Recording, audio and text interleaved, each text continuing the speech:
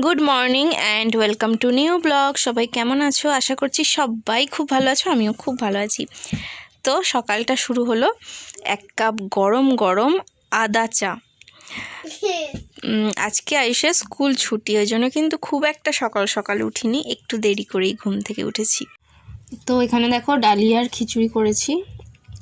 কিভাবে করেছি আমি বলে দিচ্ছি। ছেলে আর আমি দুজনেই খাচ্ছি এটা। আর ওদিকে আমার সবজি কাটা মোটামুটি কমপ্লিট, রান্না করব দুপুরের জন্য। তো এটা প্রেসারে করে নিয়েছি। কি করে করেছি বলছি। এটা কোনো আমি সাঁতলাইনি, কোনো রকম তেল আমি ব্যবহার করিনি। শুধু মুসুর ডাল, ডালিয়া আর আলু নুন হলুদ দিয়ে সেদ্ধ করেছি। আর গরম গরম একটু খেতে হবে, খাওয়ার সময় ওপরে একটুখানি ঘি দিতে হবে। এর স্বাদটা একটু অন্যরকম লাগে আর কি। এবার যদি এটা সাঁতলে নেওয়া হয় তার স্বাদটা অন্যরকম লাগে, বাট এটা সেদ্ধ সেদ্ধ আমার খেতে খুবই ভালো লাগে। না, শুধু ঘি দিয়ে খেতে হবে, এত সুন্দর লাগে না খেতে। আর খাওয়াটাও স্বাস্থ্যকর, যেহেতু কোনো রকম মশলাপাতি কিচ্ছু পড়েনি। তো আগে আমি এরকম খেতাম, অবশ্য আগে আমি খুবই খেতাম এরকম। মা করে দিত, দিদির বাড়িতে গেলে দিদি করে দিত। এটা খুব হেলদি খাবার। আগে মানে অনেকটা রোগা ছিলাম, তো যেই কারণে মা এইরকম খাবার করে দিত, যাতে আমার স্বাস্থ্যটা ভালো হয়, ওই কারণে। তো তোমরা এটা ট্রাই করতে পারো, খুবই ভালো হেলদি খাবার একটা।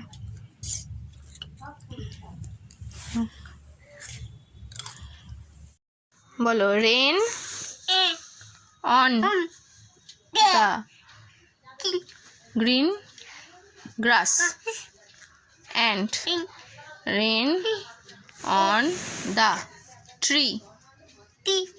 Rain on the house top, but not on me. এরপরে আমি চলে এসেছি দুপুরের রান্নাটা সেরে নেব। আজকে সারাটা দিন আমার ঘরেই কেটে গেল। তবে হ্যাঁ, দিনটা খুব ভালোই কেটেছে। কিভাবে ভালো কাটলো সেটা তোমাদেরকে বলবো। তো এখন আমি যেটা রান্না করছি সেটা হচ্ছে মৌরলা মাছের ঝাল করছি পেঁয়াজ আদা রসুন দিয়ে। এরপরে রান্না করব হচ্ছে আলু পোস্ত। কি রান্না করব বুঝতেই পারছিলাম না। তো হঠাৎ করে মনে হলো যে ঘরে তো পোস্ত টোস্ত সবই কেনা ছিল, ভাবলাম ঘরে পোস্ত আছে তো পোস্ত করি, তাও আবার এই চিংড়ি মাছ দিয়ে। এই ছোটো সাইজের চিংড়ি মাছগুলো আমি 600 মতন কিনেছিলাম। তো যে কোনো তরকারি হলে না অল্প অল্প একটু একটু করে দিই, তরকারি এত দারুণ টেস্ট হয়। তো চিংড়ি মাছ দিয়ে পোস্ত রান্নাটা আমি অনেক দিন আগে একটা রান্নার বই থেকে শিখেছিলাম, মানে আমার বিয়ের আগে, তখন একবার করেছিলাম। সেই থেকে এখনও মাঝে সাঝে করি। তো আজকেও সেটাই করলাম। বিশেষ করে এই ছোটো সাইজের চিংড়িগুলো না খুবই টেস্ট, এতটা ভালো টেস্ট হবে বুঝতেই পারিনি। তো যাই হোক, পোস্তটা দেখো হয়ে গেছে, আমি জল ঢেলে দিলাম। একটু বাকি আছে, সেদ্ধটা হয়ে গেলে নামিয়ে দেবো। তো এখানে রয়েছে এই যে আলু পোস্ত চিংড়ি মাছ দিয়ে, এই যে ছোটো ছোটো চিংড়ি মাছ দিয়ে। এখানে রয়েছে মুসুর ডাল, আর এখানে রয়েছে হচ্ছে মোরলা মাছের ঝাল। আর এগুলো হচ্ছে কি তোমার, এখানে রয়েছে হচ্ছে ভাত আর ডিম সেদ্ধ ছেলের জন্য। ব্যাস, এই হচ্ছে আজকের আমাদের রান্না। ঘড়ির কাঁটায় এখন 3:20। শুয়েই ছিলাম, শুয়ে ফোন দেখছিলাম।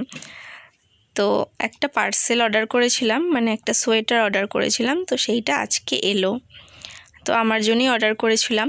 অনেক দিন থেকেই ভাবছিলাম যে একটা উলের সোয়েটার কিনবো, যেটা কিনে আমি বহু বছর ব্যবহার করতে পারবো। আমার একটা সোয়েটার রয়েছে যেটা আমার ছোট হয়ে গেছে, জানো তো, এত গায়ে লাগে না সোয়েটার বা যে কোনো জামা ছোট হয়ে গেলে।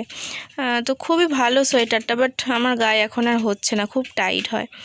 তো যাই হোক, এইটা কিনলাম যেই কারণে। এটা মানে সম্পূর্ণ উলের। আর উলের সোয়েটার কী বলতো, অনেক দিন ব্যবহার করা যায়। আর আমরা যেসব ঝিকিমিকি বা অন্যরকম একটু স্টাইলিশ কিনি, ওগুলো বহু বছর ব্যবহার করা যায় না। আর আমি একটুখানি কিপটেই বলতে পারো। আমি মানে যে কোনো জিনিস কিনলে আমি চাই সেটা কিনা প্রচুর ব্যবহার করতে, তারপর সেই জিনিসটা যাতে নষ্ট হয়। সেটা যে কোনো জিনিস, জামা কাপড়ের ক্ষেত্রে বিশেষ করে আমি প্রচুর ব্যবহার করি। যে কোনো শাড়ি জামা কাপড় প্রচুর ব্যবহার করি। ওই একবার দুবার পরে নষ্ট করে দেবো, ফেলে দেবো, ওইটা না, আমি একদম পারি না।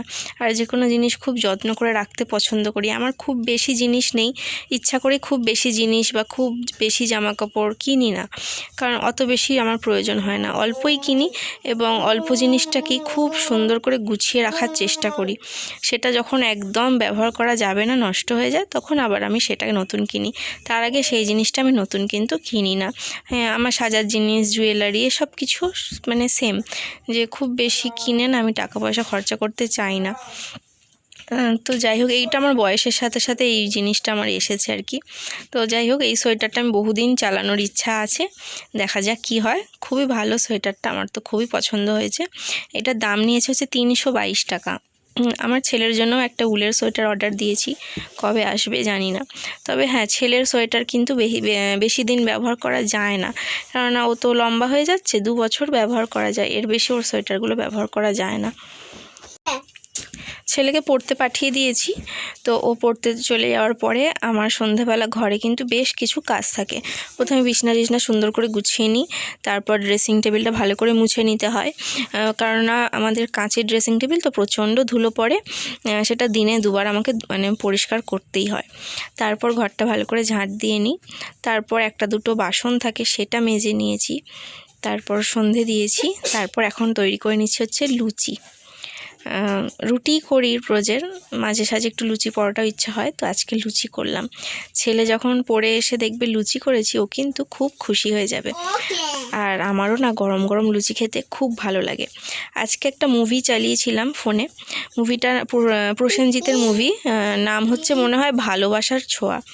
তো ওই মুভিটা দেখতে দেখতেই আমি ময়দা মেখেছি, ওইটা দেখতে দেখতে ময়দাটা বেলেছি, এমনকি ভাজার সময় মুভিটা দেখতে দেখতেই ভেজেছি। আর এখন একদম একা বসে আছি, ছেলে এখনও আসেনি, তো মুভিটা দেখতে দেখতেই আমি খাচ্ছি। খুব সুন্দর সময়টা কাটালাম। তো এই কারণেই বললাম, সারাদিন ঘরে ছিলাম ঠিকই, কিন্তু সময়টা খুব সুন্দর কাটিয়েছি, বেশ ভালো একটা সময় কাটিয়েছি।